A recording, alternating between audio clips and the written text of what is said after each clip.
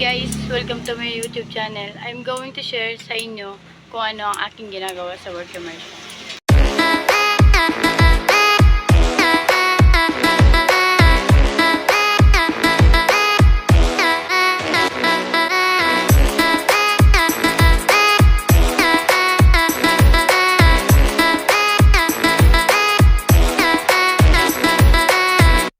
First, syempre, hindi mawala yung flag ceremony.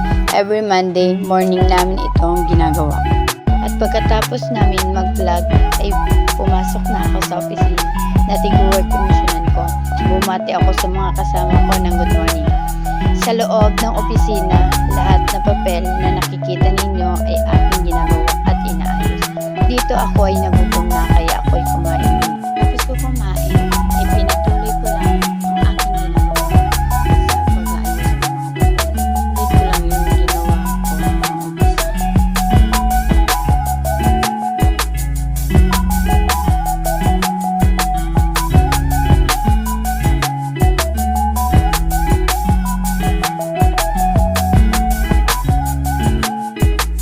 And at 5 PM, natapos na ang aming work immersion, and that's the end of my video. Thank you for watching.